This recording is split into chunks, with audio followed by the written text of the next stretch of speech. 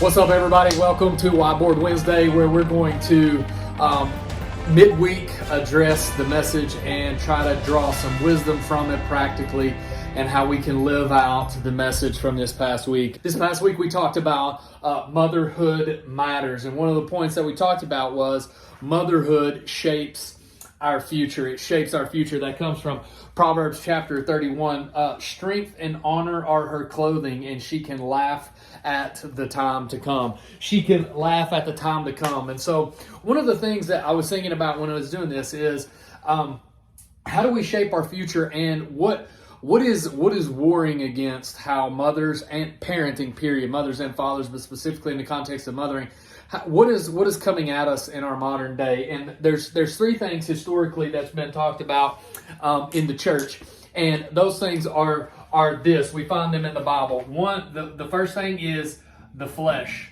The flesh. And I put here, that's an inner bent. It's an inner bent to decide for ourselves what is right and wrong, and to pursue our desires and satisfying those desires by our own resources, our own means, and the way that we want to.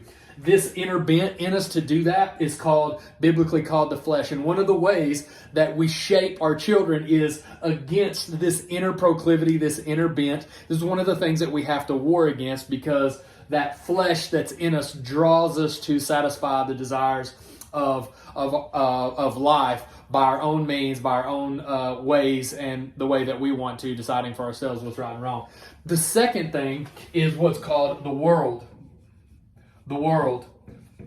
And that's an outward pressure. So we have an inner bent in us, and then we have outward pressure from the world that is encouraging us to, yes, here's what's right, do what you want, define for yourself what's right and wrong, and seek for yourself to fulfill those desires by your own means, your own way, and what you think is best. So we have an inner bent, and we have an outward pressure that our children are experiencing that we have to war against when it comes to shaping our children's future towards Christ-likeness and truth. And then there's the third thing. The flesh, the world, and what's been called the devil, or the great adversary. And what this means is an unseen influence. There is, from the Christian perspective, there is an unseen influence that is warring against our children. It is influencing the world and the outward pressures, all of that pointing towards us to fulfill the desires of our flesh by our own means, our own ways, our own thinking, for us to define what's right and wrong. And so as parents, our primary responsibility is to raise up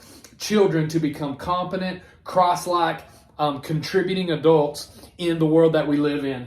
And here's the deal. It's like, how do we even go about doing that? Because we have a whole lot of responsibilities, a whole lot of things to do in life. We got sports, we got school, we got work, we got all of the other things, right? And so Deuteronomy 6 actually points to this. I think it's pretty incredible.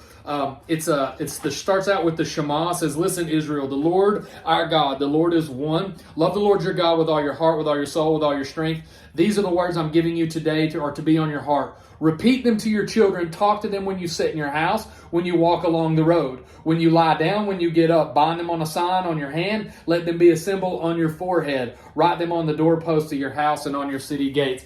Did you notice it didn't give any extra things? Those are all things that we normally work with our hands and we think. Have these things on your mind as you think. Have these things on your hands as you live out your life. As you go through the city, as you drive around, as you wake up, as you sit down in your house. These are all normal things. It's not extra things to do. It is while you're doing these normal activities, carrying out the normal responsibilities of everyday life.